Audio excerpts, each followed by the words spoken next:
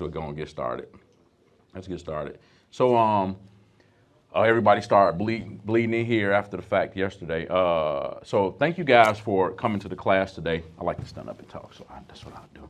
Thank you guys for coming to the class today. So for those of you all don't know, my name is Larry. To give you a little background about myself. So yesterday I talked a class like pretty much what is your exit plan, right? So exit plan meaning that a lot of us really don't look at the fact that when we can't cut the volume of hair and when we can't do the volume of hair that we're accustomed to doing, when you start to get older, what are you going to do after that, right? So just a little bit about that. Myself, I've been cutting hair now for, I always ask my age first. How old y'all think I am?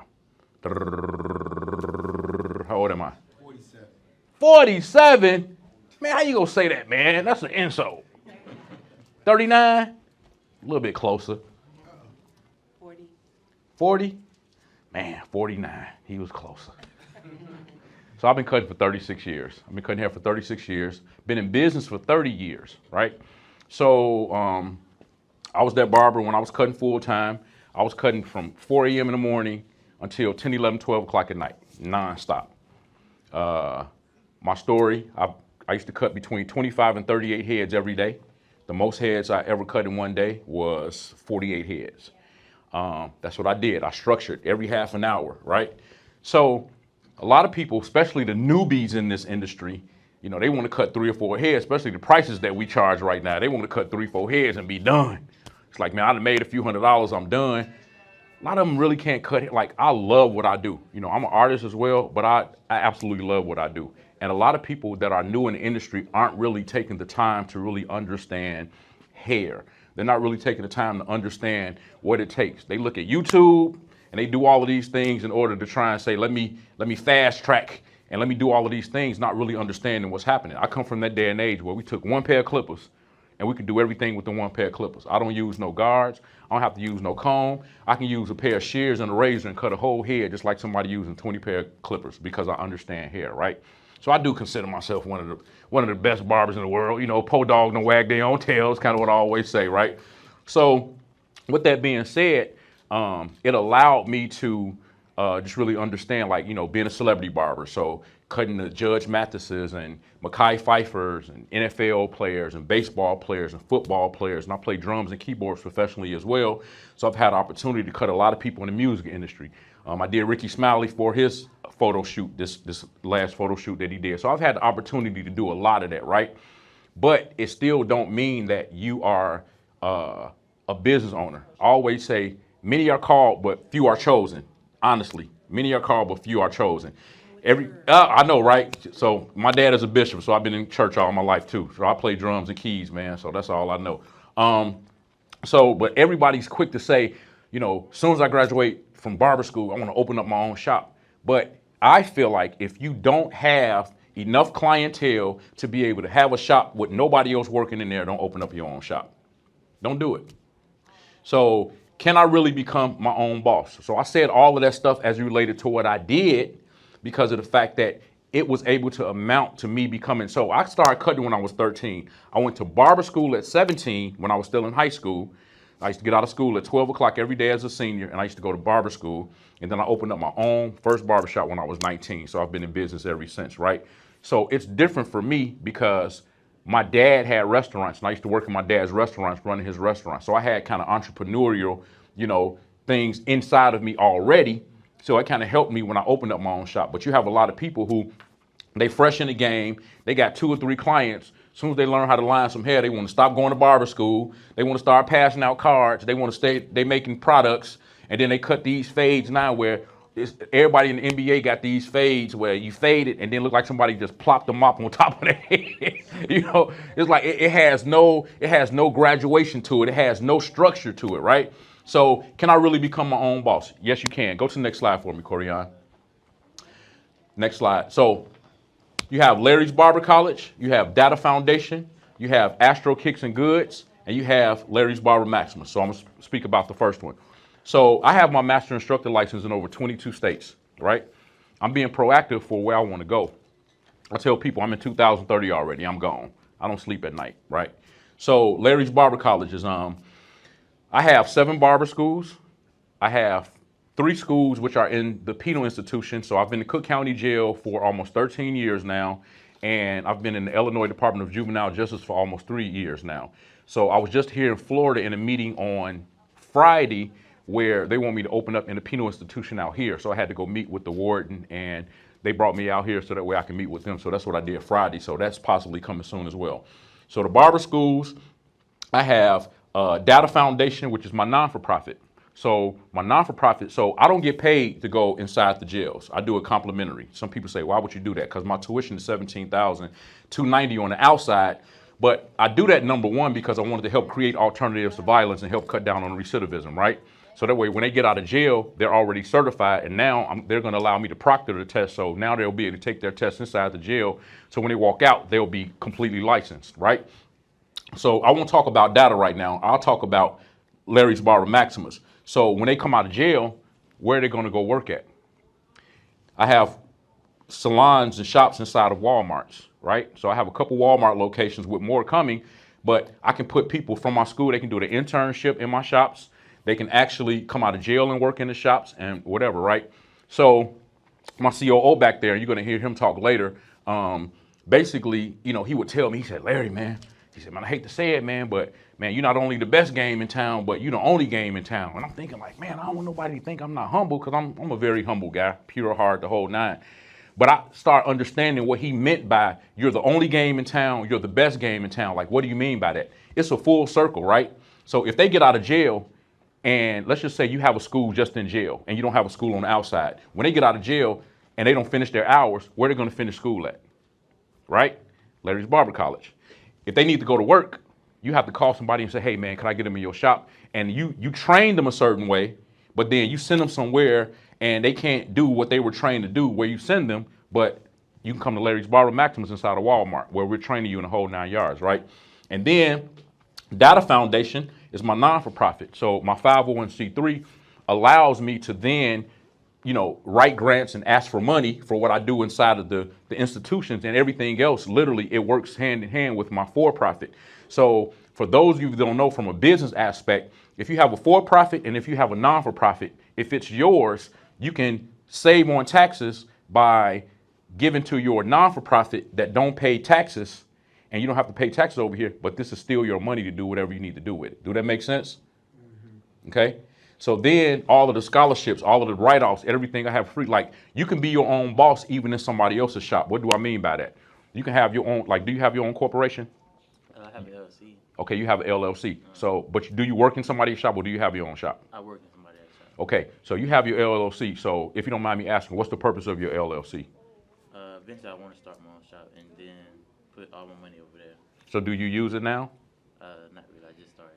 Okay, so you can. You know how you can do it? Give all your money that you make to your LLC and pay yourself a salary out of your LLC, right? Then you can take your taxes out. You can do benefits. In my Larry's Barber College, my Larry's Barber Maximus, all of the employees have their taxes taken out. They have a QR code, so appointments can be made. They have a receptionist working for them. We supply products and everything that they need. They have all the deductions added. We're making it where they'll be able to have dental, medical, the whole nine. So they become tax-paying citizens, and now there's an out. Now you have retirement to go to. Now you have a 401k that you can establish.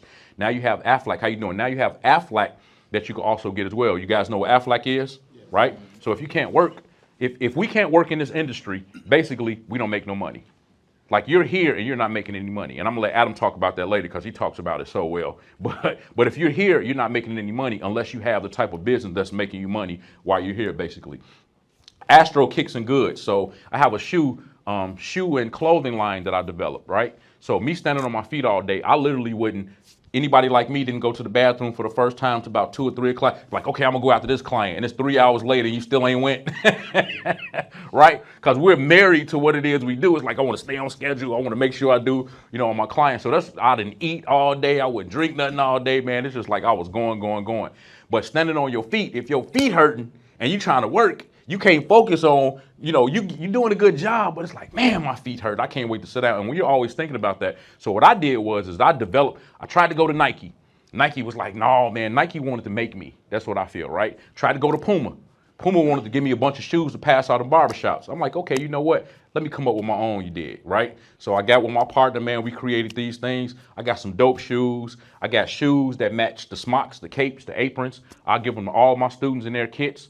I sell them in Walmart, so I do all of that stuff, man, and they're very, very comfortable. So I think that it works hand in hand with the business. So that's just me, just kind of thinking along the lines of being an entrepreneur, not just being, one-minded, but kind of spreading it out and doing everything that we do. Because again, it's like you can't, if you sell products, but you're not a barber and you're not a stylist, you really don't understand it as much as we understand it on how it works and how you use and all that kind of stuff because you're just a product maker, right? But when you do it all, if you're a barber and you're a stylist and you understand what the products do and you're able to break it down, you're able to explain, you know what I'm saying? It just makes more, we can put more emphasis on the products. All right? So go to the next slide, Corian. Oh man, why y'all have to show that picture?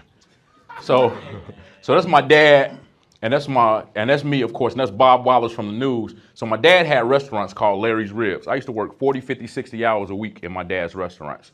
And that's where I got my sweat equity aspect at. So that's me. I took my dad to the Bulls game, so I have season tickets for the Bulls. I sit literally right by their bench. And I took him to the game for his birthday. And my dad, man, he's my hero. He's actually taught me how to be the entrepreneur, right? I would be in a restaurant at 6 o'clock in the morning, man, making homemade barbecue sauce, homemade hot links, lighting the pit, changing the water in the steam table, changing the grease, man. And I mean, all of that. My father was like, man, just clock in, Larry, and I got you. I'll clock in like that. I did 60 hours this week. And when I go to give him my time card, like, oh, Larry, please, man, you got a roof over your head and blah, blah, blah, blah, blah. I'm like, man, what you told me. But later on in life, I understood what it was he did for me, right? So it made me the man I am today. Getting up at 3 or 4 o'clock in the morning. People are like, man, you in a barbershop at 4 o'clock? Yep. Because of the fact that you got people that's getting off work that want to come to the barbershop, or you got people that need to go out of town that's going to work. So you want an influx of clients. You don't just want, the cats off the street, off the block. I cut them too. And they had to get in line with everybody else. Ain't no, hey man, let me pay you $75 to get in. Nope, you got to make an appointment like everybody else. I cut everybody. The celebs came into my shop. Everybody felt comfortable coming into my shop. The mothers, the grandmothers, the grandfathers, everybody. And it was going to be respected as such, right? Good morning, sir. Good morning, ma'am. How are you? The music is going to be, pleasant to the ears and not something that's ratchet. I don't care what you do. Ain't nobody smelling like weed in there, right? So it's not judging anybody. It's just saying that, like, man, you can't be one-track mind. You can't feel like, man, Let's be honest about it, right? People minimize who we are. And why do they do that? Because of our postures inside the barbershop. Let's call it what it is. Pants hanging all the way down. We ain't got no vibe. We stink. We don't got no haircut. We don't look like what we say we do. Our nails are dirty, smelling like chili cheese fries. We lining my mustache, It's like, come on, man. Like, be professional about it. Like, be able to handle the pastors, the bishops, the celebrities, make everybody feel at home coming. We are a safe haven. The shop is where everybody comes. We are economy proof. During COVID, did people still get their haircuts? They found a way. If they lose their job, do they still find a way to get money to get their hair cut and get their hair done? Yep. And I get mad at them if they don't show up. Like, where was you at? Man, I ain't have no money. Bro, I've been cutting your hair for 15, 20 years. You mean to tell me you couldn't come get a cut, man, on the house? Come on, bro. So, man, that's where I got my sweat equity from, man. Let's go to the next one. So this is where it all started. So that's one of my schools on Halsted. That's another one of my schools in Rockford. That's another one of my schools in Joliet. That's another one in Chicago. On 79th Street. Go to the next one. Play this clip real fast. This is one of my schools in the jail. Yeah, I've been there for 13 years now. It's a program where detainees are able to go to school, but along with going to school, they cut all the detainees here, so that way, when they get out, they'll always be licensed. When I get out of here, I want to be able to get into shop management, and I want to be able to open my own shop. That's what's up. Everybody that's locked up as bad people. I don't. I think that, people make mistakes, they go through things, but I think this is another opportunity to give a second chance, hoping, never ever to return to jail. They do color in here, they do relaxer, If somebody needs to get their hair flat ironed, they learn all of the skills. The program is 10 months long, and it basically runs you just like a school out in the world. Students have to do 1,500 hours, and they go straight into their instructor certification, which is another 1,000 hours. The guys are pretty good. They do what you ask for. In return, I try to bring them a little noodle, a little honey butter. That's their tip. Little noodle. Having a bad reputation is hard. The job market is hard, especially to make a livable wage. With a technique like this and a skill like this, we'll be able to, immediately provide for ourselves and just have some more self-worth for doing stuff without asking for a handout. It provides them a strong backbone to get back out into the world. And it's a total transformation. Their confidence is up. Their education is up. Their barbering skills are much better. To me, the most important thing is to be successful in this industry because, as I say, you can't allow your gift to take you someplace that your character can't handle. So I have to teach them other things that goes along with, being on time, being professional, being nice one to another. The skills basically are secondary. The Larry program changed everything. It gave me hope. It built character for me. When you have those skills, you can be successful. Well, Larry, his best thing is he's humble and he listens to where we at. We don't talk down to you, he talk to you. See how I'm kind of saving that in right there?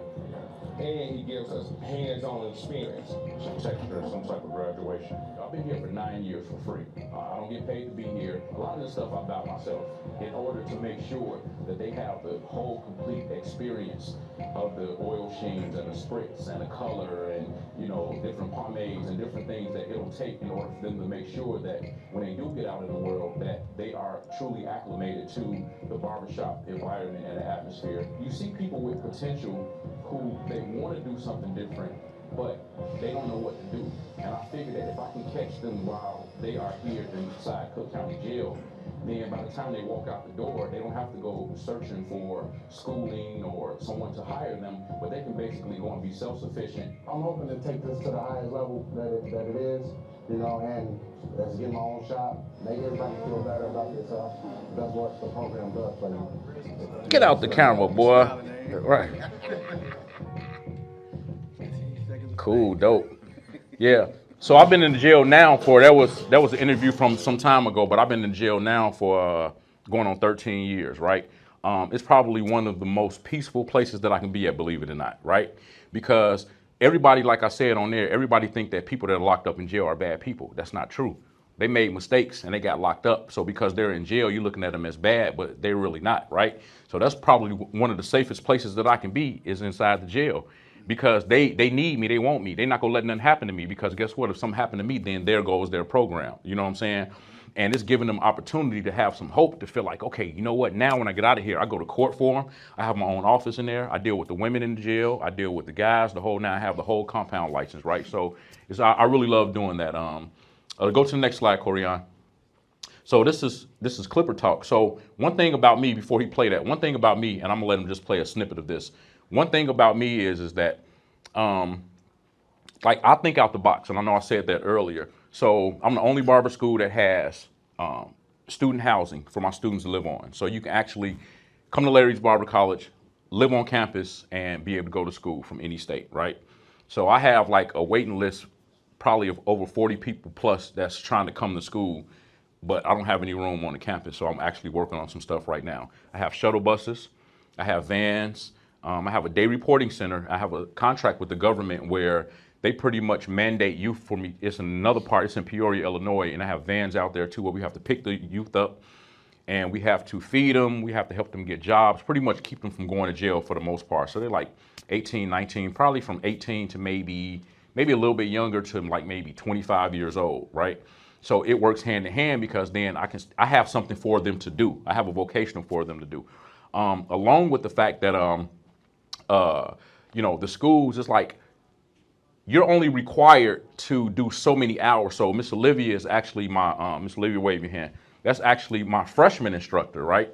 So it's like she has her barber's and her barber instructor license, and she got it from my school, but she has her cosmetology and cosmetology teacher's license, right? So it was significant to make her a freshman instructor so she's the first person that they see, right? So what do you guys think is significant about that? if she mainly do cosmetology? Why y'all think that's significant? Anybody? Nothing is a bad, huh? Covers all spectrums. So she covers spectrums that we really don't want, right? Yeah. The first day I went to cut Judge Mathis' hair, they was like, the judge is getting color today. I was like, yikes. I knew how to do it, but I learned it on my own. I didn't learn it in the barber school I went to, right? So with Miss Olivia teaching, they have to be in class for 8 weeks. They don't hit the clinic floor, but what I did was I had stations built inside my classrooms, so that way if they want to do practicals and if they want to have people come in, so on and so forth, they don't have to go out to the clinic floor, but they can do it inside the classrooms. So what she covered in the beginning is they have straight hair mannequins, they have rollers, they have clips and all of these things. They learn shampooing, they learn all of the things that once they get to that clinic floor, it'll be a little bit difficult for them to say, now let me go and learn this. Because when it comes time to take the test, they don't care how good you can cut hair. They don't care if you can do the best designs in the world. They care about the health and the well-being of your clients, right? So you have to learn the 4 classifications of color. You have to learn chemical and the patch test and the strand testing. And well, what is ringworm? It's tinea. But if we don't know the theory behind these things, what is dandruff? That's pityriasis, bromidrosis, and all of these things, right? But you have to be in class long enough to know the theory so that way you can go and pass your exam. We have Title IV. So for you guys who don't know what Title IV is that we have financial aid where the government will pay their FAFSAs. They can do FAFSAs in order to come to my school, right? So that's not really awarded to just anybody. So I'm grateful and humbled that God allowed me to be able to make it to the point. But it took almost 4 to 5 years, about 5 or 6 years to get financial aid, right? So that's another part of it. So before I have him do the Clipper Talk TV, also, like I have a creative ops team. So another part of thinking out the box is that when the COO came on, I was able to really spread my wings and do a lot of the things that I wanted to do as an entrepreneur that you can't do by yourself. It's like I would drive myself crazy because I'm like, I know I got all of this stuff I want to do, but you need a team to help you to do it. So together with all of my businesses, we have over 40 employees. They're like, man, just for a barber school? Yeah, man, because that's what we're doing. We have COO, we have chief of staffs, we have creative ops team. So my guys, man, we got video cameras, we got drones, we got the green screen room. They do all of that stuff. We deal with social media. We have a financial aid department. All of this stuff comes with having a successful business, right? And it didn't come overnight. After 30 years of being in business, I just now start seeing a light at the end of the tunnel the last 8, 9 years for what I'm trying to do and where I'm trying to go, right? Some people think that you're supposed to get in business and it's supposed to happen just like that. And it just doesn't. It just doesn't. And if you get it too quick, right? I always say you have to go through in order to get to, but it's how you deal with what you go through that determines how you come out.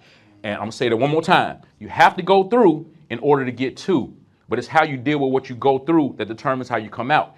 None of us don't want to go through nothing, right? That's part of my book right here. I dealt with suicide before. I thought God hated me. What's going on? What am I doing so wrong? And that's every day driving the best cars, having business, going to church, paying my tithes and my offering, being the best father ever, and fulfilling all of my obligations, never being late for nothing, and being at home and being balled up in depression at night, just miserable because of the fact that I couldn't understand, like, God, why is it taking so long for me to get where it is I'm trying to go? But I had to start taking accountability, right? You don't go and buy a BMW and you can only afford a Grand Am. And then when the repo man started knocking on your door, you blaming God. Oh, man, why you got to let that happen to me? You knew you couldn't afford it in the first place.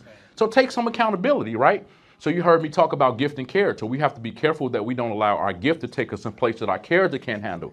So God had to deal with my character, even though I'm not a bad person, but he still had to deal with my character to align with my gift. You can't get somebody out of jail a job at the bank as a bank president, making $250,000 and thinking that, they have the mentoring they need. They have the life skills they need. No, they're like, hey, bro, come on, let's go ahead and do this real quick, man. No, their character and their gift is not aligned, right? So you have to deal with that first. And I believe had God given me early on what he's giving me and showing me now, I might not have been able to handle it. It's just simple as that. And I might have lost it and not had the opportunity to regain it, right? So I'm grateful that I went through everything I had to go through, but I dealt with it in a manner where I never stopped going. I always fulfilled my obligations.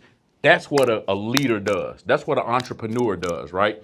So I'm gonna have him. So Clipper Talk TV is another thing that we kind of developed where we take people. So that guy right here, I'm gonna let him, how long is this, Corian? Okay, I'm gonna let him play this real fast. I tell people all the time. You were able to start And I'm gonna explain that. I try and tell people this all the time. Having money means nothing. You know, a lot of people right now, they got that PPP, SBA, they can't do nothing. They can buy nice cars, they can buy nice clothes, they go to the club, pop bottles, but there's no life in that. That's nothing real. It's not. So when I got that barber's license, remember I told you I sat in prison, I said I never worked for nobody. I ain't gonna go back to prison, but I ain't gonna be working, especially not for Mr. Charlie. I'm not gonna do it. So now with your license, you control your own schedule. Man, with my license, and amount. but it even went higher than that, because with that license, I had A1 credit. My credit was at a 750. I had a couple of dollars saved up, but that license, I can go into a bank and tell them, hey man, I make $250,000 a year. There's nothing that they can do. So I did that. I went into the bank, I showed them my credit score, told them I had a little money, and then they was like, well, where you work at? Showed them that barber's license. When I showed them that barber's license, I was able to file taxes. They gave me like $400,000 to buy my first piece of property. I bought that first piece of property for like $315,000, and in 9 months that property went up $100 grand. So that means if I sell it, I make $100 grand for not doing nothing. That's my first piece of property. Then I just bought another piece of property down the street from him. And when I bought that piece of property, I bought it for $130. It's worth $230. That's another $100 grand. So the license. From the license. That's it. Got you. Because of my. Right? So that's very, very intricate, having that license. So people are like, man, how you got your license in over 22 states? Well, I started being proactive, but also, anybody know what reciprocity is? So you don't have to go and take your test in another state. All you have to do is pretty much do reciprocity, where you say, hey man, I want to get my license in Florida, see what Florida recommend you to do what they ask you to do, you know, versus your state, and do reciprocity and just keep your license and everything open. You know what I'm saying? So that gentleman right there, he was locked up in jail. He went to barber school, and then he immediately, we suggest that you go straight into getting your instructor license, because how many of you guys know who cut hair, and do hair? It's like, once you get in that shop, man, it's hard to say, well, let me take a pause and let me go back to school for a minute, right? So just do it one behind each other. So that way, when that out game get ready, it's like, man, I got my instructor license if I want to instruct a little bit, or so on and so forth, right? So, man, right now, he's one of my instructors. He worked with me in Walmart. He's an amazing individual, and he come from jail. He has a karate school, and he do all of that stuff. So he's a great individual. Go to the next slide. So this is me. So Dunbar Vocational School. So I'm actually an adjunct for the city colleges also. So I help them get licensed. I help the state penitentiary get licensed. And Dunbar High School, I'm going to be the first barber school inside of a CPS school in Chicago as well. So we're actually working all the paperwork out. It was like a whole big legal thing, because they had to see if my name could actually go on there, or did it have to just be Dunbar CPS school, so to speak. So that's actually what we're working on right now. And there was a parade they had. Go to the next slide. So that's my Astro Kicks and Goods. So y'all know Barber Evo, that magazine, Barber Evo? So anyway, this was in Barber Evo. So this was in the magazine, man. I look like a singer right there, Corey. I look like a singer. All right, go to the next one.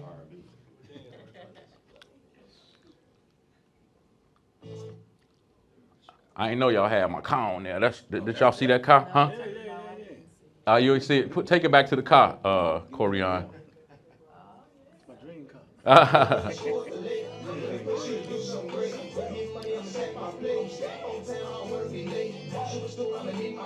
Just parade.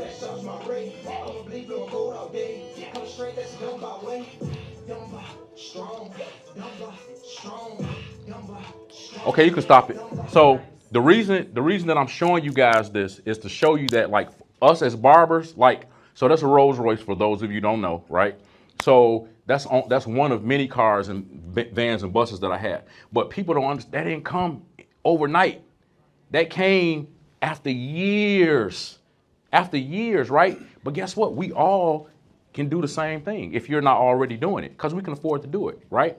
We can all be in a position where we don't have any debt. We are a $500 billion industry, but most of us don't have, let's tell the truth. Most of us don't have insurance. Most of us don't have no 401k. Most of us don't have no savings. Most of us in this industry, if I say, write me a $10,000 check right now, you couldn't even write a $10,000 check. Not y'all per se, but just the industry as a whole. You can't do it. If you don't file your taxes proactively, quarterly, when the end of the year comes, you can't write a check for $3,000-4,000 because you can't even pay $150-200 booth rent at the end of the week. Hey man, let me give you the extra 50 on Tuesday. How? If you're charging $50-75 for a haircut, how is that possible? Because there's no structure and you have no discipline. So that shows you that how you gonna be an entrepreneur if you can't even discipline yourself and have some structure inside of somebody else. So I tell my students who say they want to shop immediately after school, go serve first. Go serve somewhere. See how I feel to work for somebody. Respect somebody else's shop. Go and do everything you're supposed to do. Be a good steward over that. Then see, man, you know what? I don't think I want my own shop, man, because this is too much. Let me just pack my clippers back up and come back tomorrow and do this all over again. Versus you got to make sure the lights are on, the gas is on. They complaining about this. You know, somebody's snack got caught in the vending machine and you got to return their money for that. Am I lying? Right? The towels ain't been washed. I mean, some of everything, man. You know, they tools been stuck there for about 10 years and they moved and it's dirty and nasty and the drawers got, man, it's too much, man, because they don't care about your stuff the way you care about it, right? So being an entrepreneur is not all cracked up. People walk in the shop and see all of these people in there, not knowing that if you doing booth rent, you just getting that same $100. And when your rent go up, soon as you try and go up $5, oh man, Joe, man, hey man, we gonna go and work next door for $5. It's only $5. But that's just how they do us. Because they don't want to see us come up. That's why I say, man, you don't want barbers and stylists to feel like you need them, so to speak, right? And what I mean by that is that a lot of them will take advantage of the fact that they feel like you need them, especially people who don't do the services. They're just the shop owner. Like, hey man, I want to get a haircut. Oh man, well you know what? My barbers will be in here shortly, but just wait. You should be able to do the service yourself if you're owning the shop, right? So with that being said, what they team up and do, they're like, hey man, check this out. If you try and go up on our booth rent, man, what we gonna do is that we gonna tell them we leaving. And he'll be like, okay, man, we ain't gonna go up on your booth rent. You shouldn't position yourself like that. So what do? I do sliding scale commission. Anybody familiar with sliding scale? Yes. So sliding scale is that, so back in the day, they used to do just straight 50-50 or 60-40, or the stylist would get 40 and the salon would get 60 because they supplied all the chemical relaxers and all of that kind of stuff. You a stylist? So you know what I'm talking about. I've seen you shaking your head, right? But I do a sliding scale. And what that is that it's a fair way that if you make money, I make money. And the more money you make, the more money I'm able to make. But I make a cap, right? So it's 65-35, just so you understand. 65-35 starts off the first slide of the scale. Then when you make a certain amount of money, in our case, it's like $700, then it goes from 7 to 70, 30. 70, the operator, 30 to the shop. Then when you get to like 1,000, it's 75, 25. And then when you get to 1,500 or better or something like that, it's 80-20, and it caps out at 80-20. So that way, as you make money, we make money, and it keeps going up and up and up. And your taxes come out of there in Walmart, your benefits, everything come out, your Social Security, federal, state, Medicaid, all of that stuff come up out of there. Your federal, all of that. And at the end of the year, you get to do a tax. So if COVID was to happen again, God forbid, you can file unemployment, right? So having your own LLC, you can do the same thing with yourself. So you put all the money you make, you take and put it in your company account. And when you put it in your company account, then you can pay yourself a salary. And when you pay that's still your money now. If you got $1 zillion in there, that's your money. But you say, hey, out of this $1 zillion, I'm gonna pay myself a salary every week, but I'm gonna have my taxes taken out of here, and so on and so forth. But then you can do most of your write-offs inside of your company and do the few little minor write-offs. So you can write off your gas, you can write off your, you can buy a car in your company's name, you can get a company credit card, the whole 9 yards. And if you so happen, if all hell's to break loose, you can file bankruptcy on your company, but it won't mess up your personal credit. Do that make sense? So that's how you maximize your business. So another thing I did is that I'm actually partners right now with, how you doing, man? I'm actually partners with the Chicago Sky, the WNBA, right? So that was a blessing that came about, and where's Nate at? So that's actually one of my operational directors, and he works with Chicago Sky, and Chicago Sky allowed me to partner with them. So I'll play this little clip real fast. It's kind of in my book. It's kind of like one of them books that, it's difficult to put down. So I hear. but I believe it. Everybody that read it said, like, man, I read it in one sitting, so to speak. Yes, ma'am.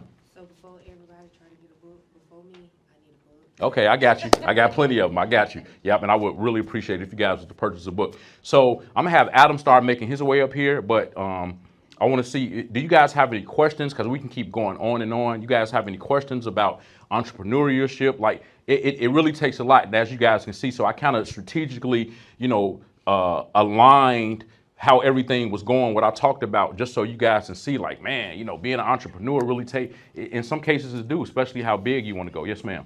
I'm enjoying everything you were saying. I am a licensed hairstylist for many years, master barber, instructor, and I'm here to open up a beauty school next month. Okay. And I came here because I think I saw franchising. You teach about franchising. Okay.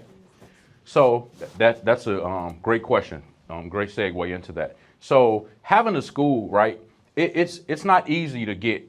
So some people think like, so are you under the impression that when I opened up my school, I'll be able to get financial aid and things will be, Well, good? It's a process. I hired a coach, so I know I can Okay. do this all by myself. Okay. Because I am very busy. I'm a real estate agent, Uh-huh. so I be really busy. I'm like you all over the place. So even with having a coach, right? It takes money.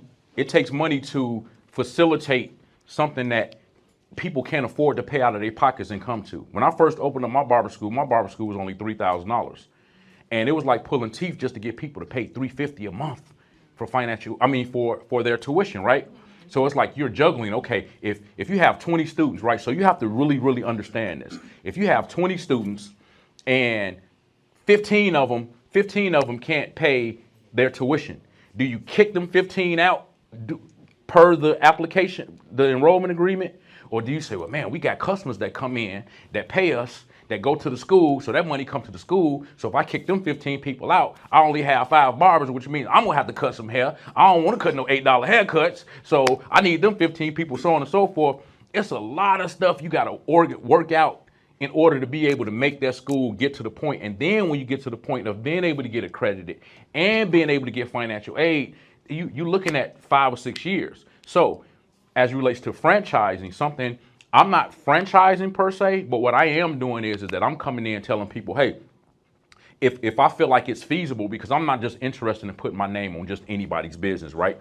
So if I feel like it's credible, and if I feel like because I'm not no crook, I run my businesses with integrity, with a lot of dignity and all of that, right? So just because you got money, I'm not gonna put my name on. I'm not saying you specifically, but I'm just letting you know. So what I'm willing to do is to say, hey, I'll come in, I'll put my name on it. My whole entire staff will be responsible for making sure your school can succeed. And now, instead of it taking 5 or 6 years for you to get a financial aid, now because you're up under me, you can get your financial aid within 6, 9 months, maybe even a year. And now you're cooking with grease, period. And all of my structure would pretty much bleed into what it is you're doing. And now you don't need the coach, you don't need them, because you got somebody that's already doing it. So that's how I operate right now, you know what I'm saying? And for me, I don't even take no money from nobody until the financial aid start. And when I say take money from people, we basically, if it's $100,000 in the bank as the owner, you don't just take that $100,000 and say, man, let me go spend this up because this is my money. I'm on a salary with everybody else. I get a paycheck like everybody else get a paycheck, right? I pay taxes like all of my other employees, right? As the CEO, even though all of this is my money, but I still get a check, right? So when I say I don't get any money, it's like you take all the money, you do all the work, open up the school and all of that kind of stuff. I'm going to help you get to the point where it needs to be to. And once you start making money, then I'll get my little salary and I get my little cut out of that once it gets to that point. So that's how I operate as it relates to that.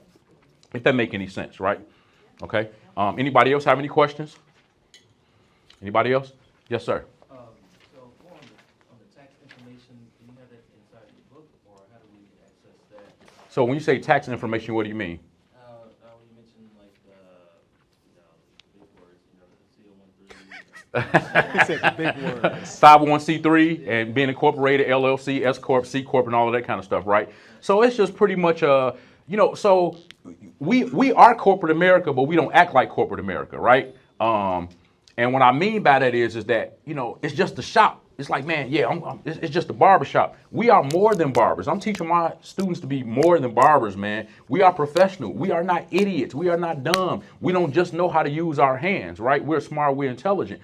But the things that we do, we don't make people feel comfortable and feeling like I hate for people to say we're not a real job. Like my man Frank right here, man. This is my first time meeting him in person, I believe, and he said, Frank, I was like, Frank the barber, like, man, I follow you, man. I respect this man. You know, he's a great barber and everything. But at the end of the day, man, you can be a great barber. You can have a lot of clients and all this, that, and the other. But if our posture is not aligned with professionalism, and people are looking at us, oh man, that's not a real job. But the same people that's saying it's not a real job, we cutting their hair.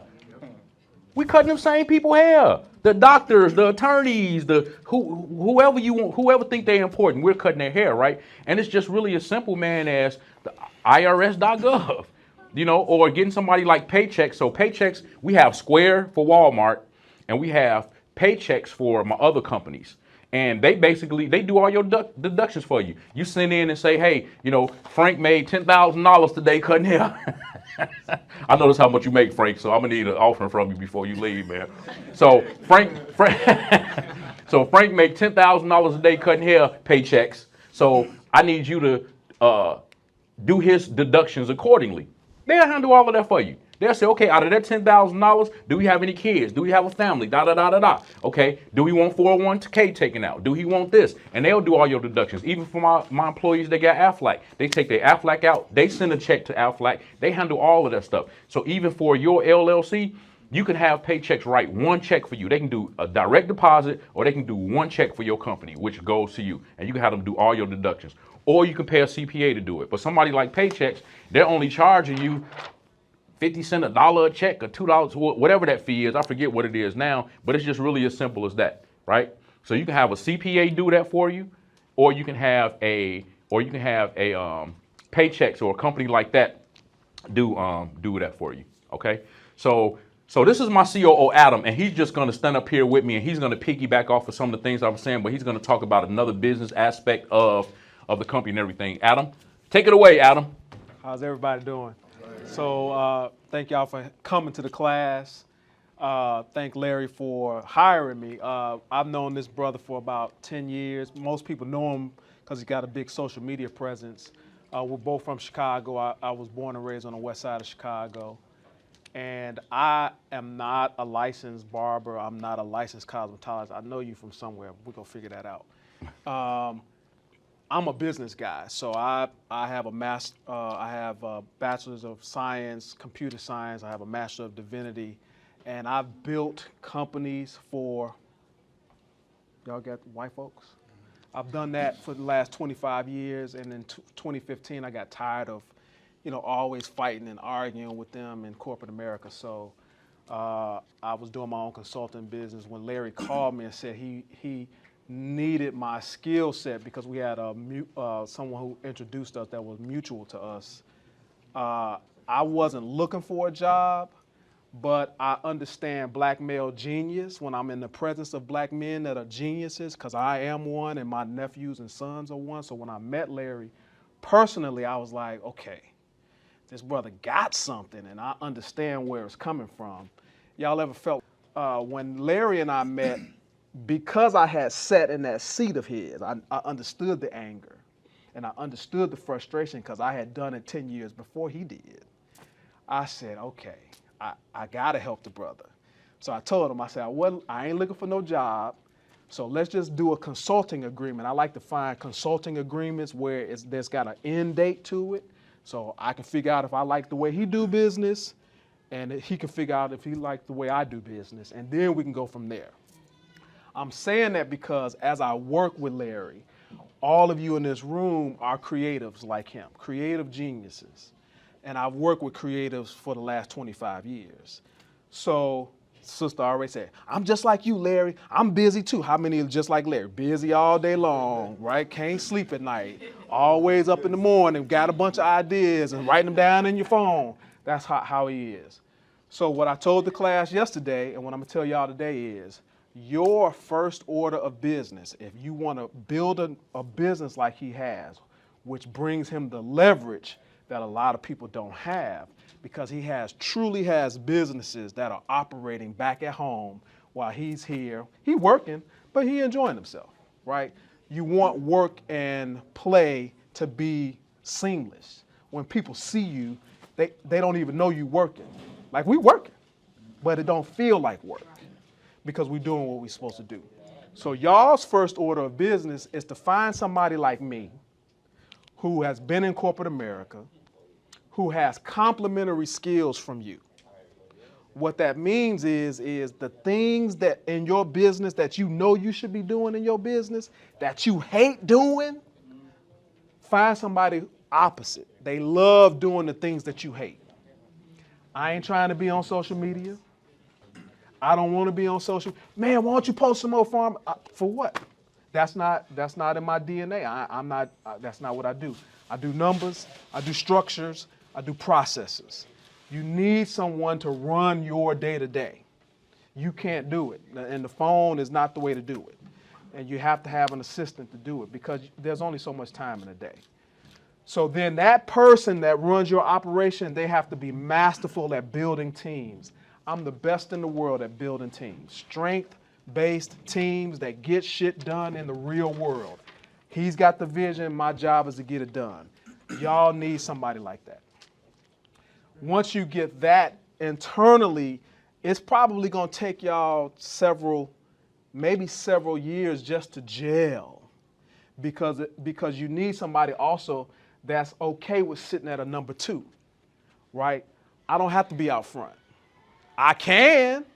I'm on Clipper Talk, but I don't have to be out front. I'm not trying to take your seat. You see what I'm saying? And if you go and hire somebody that's in the same industry as you or in the same line of business as you, eventually that hierarchy, they gonna be looking for your seat, right? And I'm not looking for Larry's seat. He can't do what I do, and I can't do what he do. I cut my own hair, but it's just a number 1 all the way around. I ain't fading, I ain't tapering, I ain't doing none of that stuff. He's masterful at what he does, and I'm masterful at what I do, and together there's harmony. That's the only way you can build a structure like this. So when it comes to big business, what separates him from everybody else, and that's why I put these steps in here, because I know some of y'all like to write stuff down. All right, hit me up, man. I don't know where y'all are in y'all processes. I know y'all, some people from Louisiana I heard earlier, I heard Atlanta. I ain't hear Tennessee today. Tennessee, right there. I used to have a school in Memphis. And so most of y'all already have your barber or cosmetology licenses. The next thing we would encourage you to do is get your instructor license, okay? He has a master license in 22 states. So my job is to make sure that his vision gets executed. So I'm saying to myself, how the hell we gonna have schools? Because we're in our primary business is education. The only way to duplicate Larry or to duplicate y'all, you gotta be in the business of education. There's no way around it. I'm just giving y'all flat out how you gonna get to where he is, okay? If you're not in the business of education, you can hang it up. Why? Because even if you open up, the brother yesterday said he had 18 shops. Okay, if he was in Illinois, guess who he would be calling? He would be calling us, hey man, y'all got some graduates? I need some students, I need some barbers, I need some people that recently graduated. So if you gotta make that call to somebody else, why don't you just be in that business? Well, there's a reason why. First black president, what was his name? Barack Hussein Obama. He inherited our country at the worst financial crisis we've ever had, 2008. If y'all remember, that was the height of for-profit higher education. That's when the world was moving towards trade education, but they was ripping our kids off. So President Obama put some structures in place that made it very difficult for-profit higher education to get financial aid, Title IV financial aid. He already has it.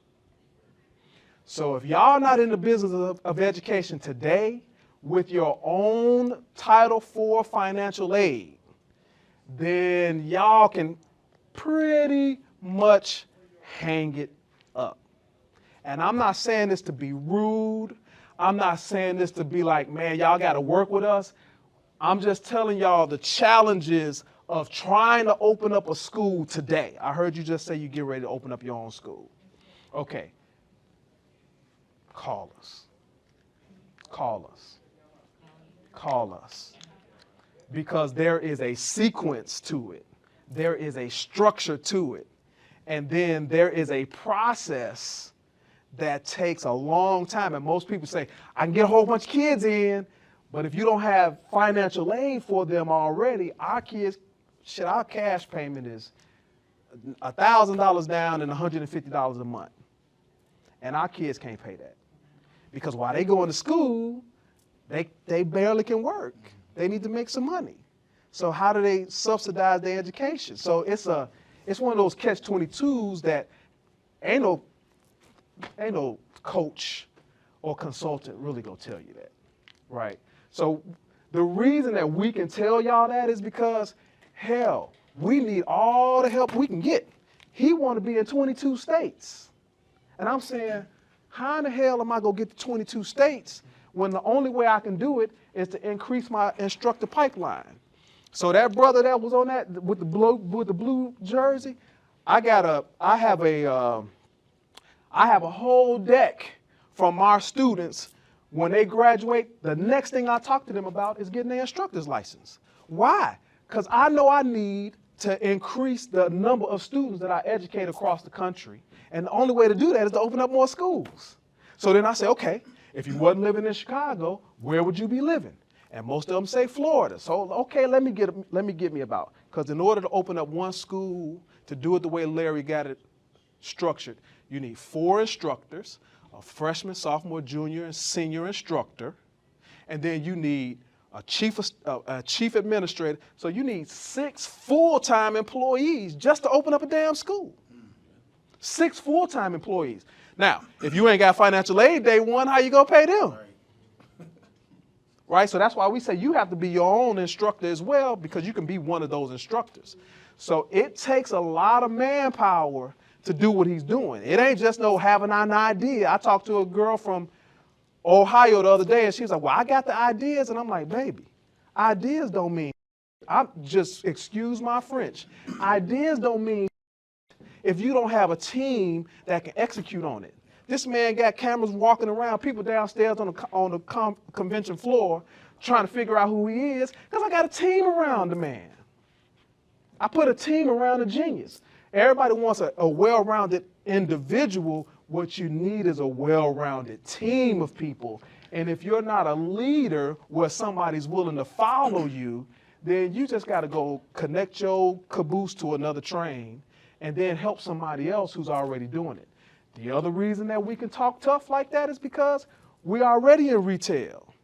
The largest big box retailer in the world came knocking on his door, right? So if we wanted to expand into any one of y'all cities, Walmart is right down the street from any one of y'all's shops right now. I don't care where you are in this country, there's a Walmart somewhere. And guess what them people got? They spending that money because them doggone shopper carts be full. They come into our store, can I leave my groceries right up in here? And we say, yes, ma'am, we can put it right back here in this back booth while they getting their services done. And brand new barbers and stylists coming in there first week, cutting how many heads a week? Between 25 and 40 heads because of the volume. First week, new clients. Of the volume, right? I know, and we got the data to show it. So my point is this. This is all I'm saying. We need help. Well, not needed. We want the help, right? Because expansion is a part of our plan, right? There's no way for us to do what we need to do without help. And y'all are coming to look for the business. So I know that this is the business group. This is y'all thinking bigger than, okay, I'm tired of being behind this chair, or I'm tired of hiring a whole bunch of people that don't do nothing right. So what's the next step? The next step is, if y'all don't have these 2 licenses, if you do have these 2 licenses, you got to be in the business of education. You can't go into retail before education because you won't be able to supply your product. The product is the service provider. I got to produce the product. And the only way to produce them is to be in the business of education.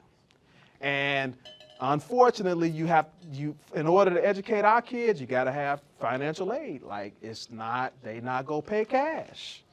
And then financial aid comes with a whole nother thing, right? So the reason that I'm saying that is because I'm saying if any of you all are interested in what we're talking about, If you go to larrysbarbercollege.com, there is a contact form that you can fill out, and we're happy to have the conversation because we gotta educate more kids. We gotta educate more kids because if y'all look at the landscape right now, the business of higher education is moving towards trades. They know that they can't keep our kids engaged for no associate's degree or no damn 4-year degree. And they know that our kids ain't going to the military either. And I tell Chicago public schools all the time, if y'all don't do y'all job sitting over there with a $10 billion budget, and y'all don't graduate our kids, and they're not going to the military, then they go end up in the Cook County Jail. And guess what? We already there too, so we're gonna get the kids either way. Right? We're gonna get them either way. And we know how to engage them because they looking at the man online, they trying to figure out how to cut hair now. So give them a professional license so that, like Tyrone said, they're 15 consecutive years. So now you can get out of the box because once you have that professional license, in the state of Illinois, the same licensing body that licenses our dentists and our doctors and lawyers, Illinois Department of Financial and Professional Regulations, it's the same damn licensing body. So that license has value and weight. And when you, I was gonna say too, excuse me, Adam. And when you hire your team, be good to your team. Be good to your team. Don't use your team up. Don't use them.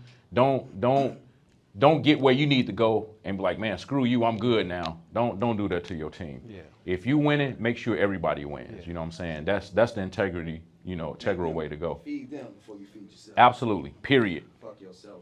And that's what people don't understand. You take care of the people that's helping you get where you need to go, right? That's the truth. Yeah. So anybody got any questions? I know I speedball that, and I want to kind of slow it down. And like I said, that's why I wanted y'all to go to larrysbarbercollege.com. That information will get directly to us. Okay. Yeah, because I don't know what a timekeeper is or anything so like that. No question is a bad question. So if y'all have any questions, if we can help you guys with something from a business aspect, yes, sir.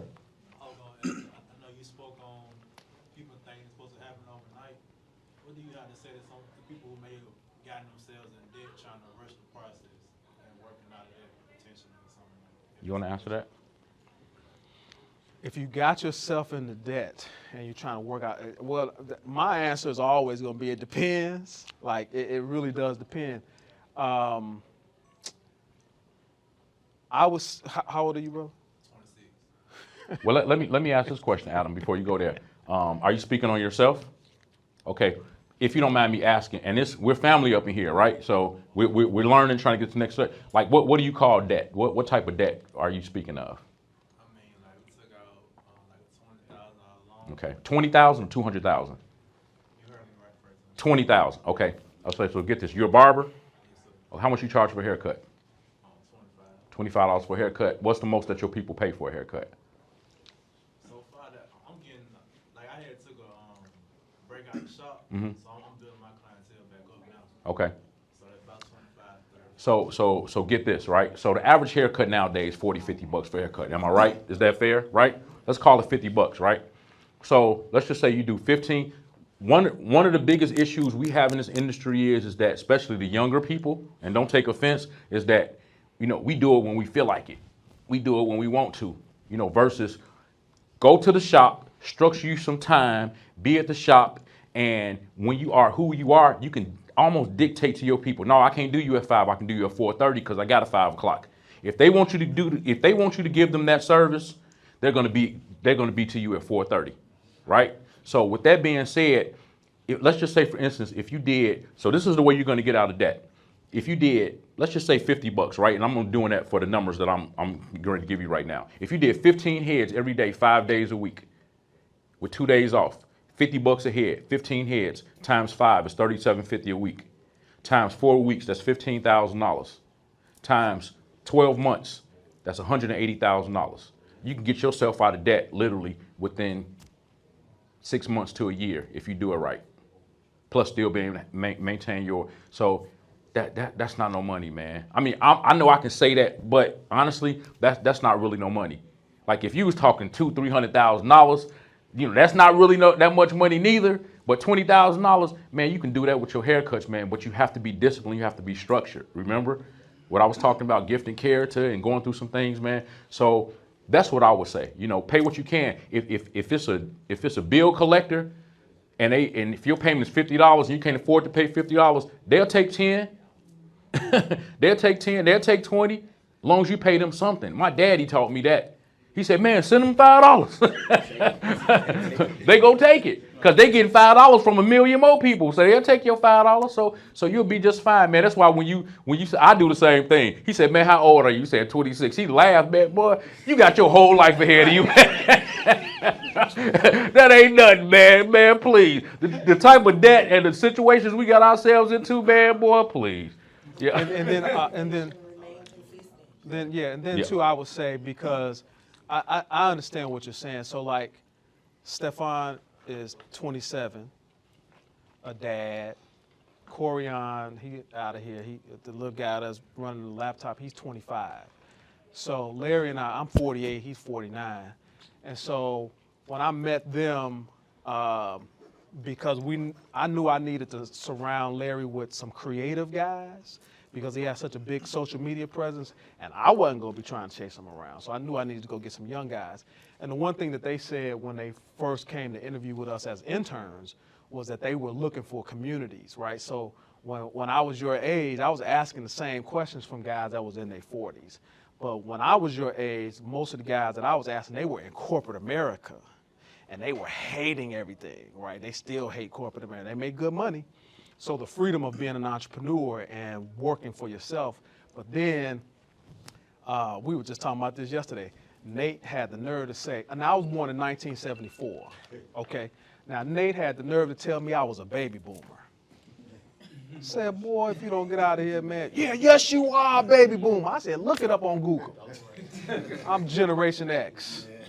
So we're that same generation that we had paper and pencil, and we had to write things down. We had bag phones, pagers. We still had cassette tapes where we had to splice the tape and put it together. Y'all don't know nothing about that. Nothing. So I would say to you, get yourself around. It's a little, because I don't know what city you live in. You live in Alabama. What part of Alabama? Yeah. You would probably do yourself well to move to a city, like a larger city. I just wrote down the paper, like either expand Birmingham or move out of Alabama. Wow. Yeah. And you know what's important too, now that he's saying that as well, man. You know what I do every day? I don't text, I don't do nothing else until I thank God for another day. Right? That's the first thing I do. Amen. Pray. Amen. I read me a few scriptures, and I feed myself with positive things, right? So even in my shops, man, you can't play all that ratchet stuff in my shops, man. It's starting off with worship, some kind of worship, out of respect of, hey, man, this is what it is. Set the atmosphere, set the tone, for the day. When you come in the shop, man, it's like, everybody go come in with that energy. And people, that's what makes people feel like they can shoot the shop up, man. They can, hey, man, come on, let's go smoke this real fast. We don't do that here. We don't do that. I don't care who you are. You go respect my shop and everything, right? So what I would say is, man, the things that you need, like, you got it at the push of a button, man. Like, Google it. Look it up. You know what I'm saying? Look at some positive attributes. Look at some inspirational people. I don't care if you're Muslim, Buddhist, church God in Christ, like I had to get saved every Friday night. I got sick of it. I don't care what you is, man. You can just find some positive, man, to feed your peace every day. I like to go to the gym. I do positive things, and I surround myself with positive people, man. I hate negative energy, period. I can't even cut hair next to somebody. Like, what's wrong with you, man? Okay, well, I didn't do it to you, so get it together. I don't even like negative energy, man. And it'll help you to say, feel like I can. Like for me, I love water. So I love like being in where I can just hit the water in a spa type situation. And that's my think tank right there, man. I be thinking about everything, man. So find something that would allow you just to kind of think, what are my next moves? What can I do? How can I do it? Who do I need to get away from? And, who can I just bring closer to me, man? You know what I'm saying? I don't drink. I don't smoke. I ain't never did none of the above. That's just me. he spoke on the spiritual aspect. So I always tell brothers that it's 3 books you have to have, right? The Bible is one. And if you can't, and then I tell them the next book is Think and Grow Rich by Napoleon Hill. And then the third book is this is the basic library, is Rich Dad Poor Dad by Robert Kiyosaki. And then I tell brothers, because I don't know if you can read or anything like that, then you have to consume the information. So you have to turn your car into this classroom. You have to consume the information. If you can't read it and comprehend it, then you got to get on YouTube, because all of it is available online. Download the apps so you can hear it. Hearing it will make it resonate differently than looking at it with your eyes. And then if you start listening to it on a consistent basis, 15 minutes a day. I tell my son, he's 17, that if you want to be the best in the world or something, it starts by having 15 minutes a day. He thought that he didn't have 15 minutes a day because everybody was busy, right? People think 15 minutes is a long amount of time. Bobby! So then I broke it down to minutes in a day. It's 1,440 minutes in a day. So 1% of your day should be towards making yourself better. Just 1% of your day. And then you do that over time. So it's day in and day out, week in and week out, over a long period of time. It can't just be 21 days and I should be different. No, it's literally every day, right? Once you have that foundation, then Robert Kiyosaki is really going to put you on that entrepreneurial path. And then after that, you have to read his book called Cash Flow Quadrant, which is the business book. Like the Rich Dad Poor Dad is just about mindset. You're like, how do you think? But this is the business book. That one tells you about the mentality of the people, right? So like he says that this is business builders and investors. It's 5% of the world's population, but they control 95% of the world's resources, 95% of the resources. This is where you want to be, because business builders, I'm a business builder. I'm looking for teammates. What did I say? We want the help, right? I'm looking for a team to build. I'm not into control, which is self-employed. If you want it done right, you got to do it yourself. Anybody with that mindset is a control freak. And these people pay the most tax in the world. And then these people up here are employee mindsets. It's a mindset, how you think about generating income. Employees are like, hey, I was talking to one of our employees today. I need a raise. It's a minimum wage job, sister. I mean, like, what you want me to do? So it's about how people think about what they think about. And then that'll determine how you have a conversation with people, right? Because I can't talk to a person that has an employee mindset. They just want to make $50,000 or $100,000 a year. They want to be a W-2 employee. They want to work for somebody. I can't talk to them about business, because they don't even, the way we think about generating revenue is not even the same. So I'm always sifting and sorting people. And when I'm in rooms like this, because I don't know, I just go to the basic stuff, and then we can build on a conversation from there. Before you get off topic, what was the second book that you had said? I didn't get it. You said the Bible and then something. Napoleon Hill's Think and Grow Rich. And I'm gonna just be honest. I'm just gonna be straight up honest, so the sisters can hear a real conversation with some brothers. The reason that I teach brothers to go, and you can verify all of this with the boys, right?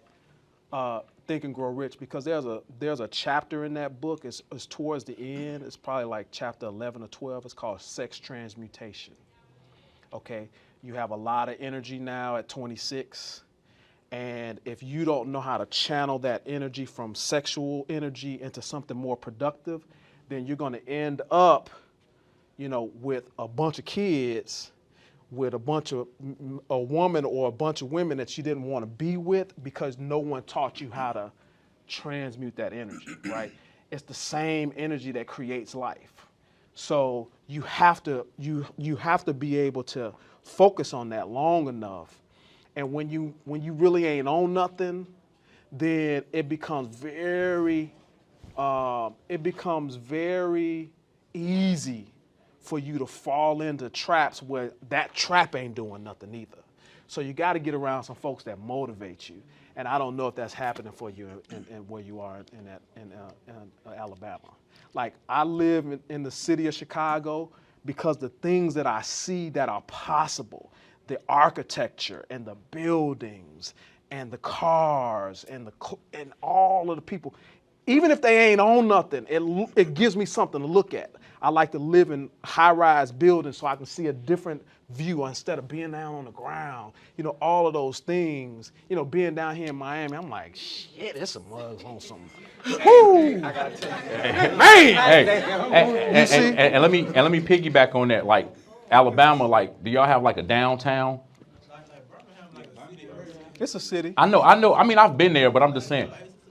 So, like, have you ever been to Chicago? Man, we got the dopest downtown in the world, man, right? Gold Coast, right? So what I used to do when I was a teenager, even though my parents used to do it, but when I started driving myself, I used to put me a suit and tie on.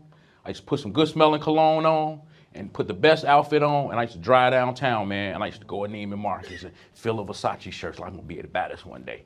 Try the Gucci shoes on, I'm going to be able to buy this one day. Go in Saks, go in Nordstrom's, go in Bloomingdale's, go in Louis Vuitton, man. And just like he's saying, it's kind of similar. It's like I start speaking those things that are not as though they were, right?